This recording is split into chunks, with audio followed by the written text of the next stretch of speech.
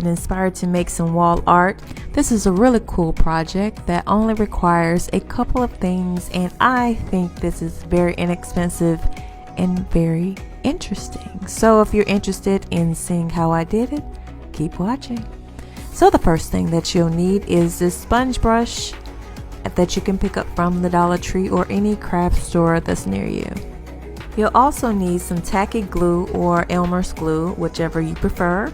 I decided to use this one because it came from the Dollar Tree.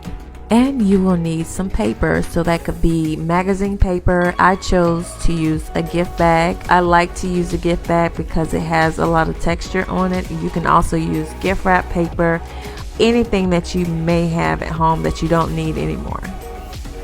Also, you will need a picture frame. The one that I chose is from IKEA and it has a plexiglass front, but if you don't have one, don't worry about it. You can use glass for this project also. So the first thing you want to do is remove the frame contents. The only thing that should be out is your plexiglass or glass piece. If you have plexiglass, you want to remove the film on just one side of it. Next, flip it over so that the side with the film is facing on top. If you have glass, you don't need to do this. Now it's time to draw your design, so you can do anything that you have in mind. I decided to draw out a flower. I am not the best artist, but I hold my own. And don't feel like you have to be an artist too. Just take your phone, which I'm going to do. I'm going to show you. I'm using my phone and I went on Pinterest and I just looked at something that I really liked and I'm going to try to mimic it. And I forgot to mention, when you are drawing, make sure you're using an erasable marker.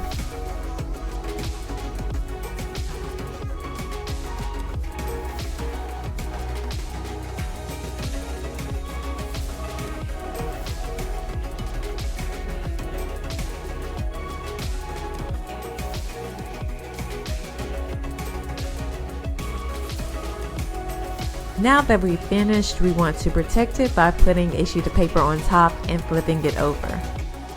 The next step is to cut your paper into pieces. I decided to use gift bags, so what I'm going to do is just cut it up. You can cut it into small pieces or large pieces. It's completely up to you, but please note the smaller pieces will take you much longer. Afterwards, you want to take a small container and pour in a little bit of glue and mix it with some water. You want a thin consistency. Now we're ready to glue the paper to the glass. So I'm just going to apply a small amount of glue in a section and place the paper on top. I found that it was better to wet the pieces of paper with the glue first and then press it onto the glass. Before I started putting the pieces down, I kind of got an idea of where I wanted what color. So on the outside of the flower, I wanted it to be white, and then the inside I wanted to alternate two different colors. The paper that I used on the inside is a little bit thicker, so it started to curl, which I really loved because it gave it more texture. While the glue dried, I went outside and painted my backing a black color. This step is completely optional. You could choose to glue on some magazine paper that is the color of your choice. There are so many things that you can do, or you can just leave the backing just how it is. After the paint dried, I added the contents back to the frame. Starting with the plexiglass or glass, you want to make sure to remove the film on the back of the plexiglass. Add in any additional inserts and the backing. And that's it. You just made a beautiful piece of art.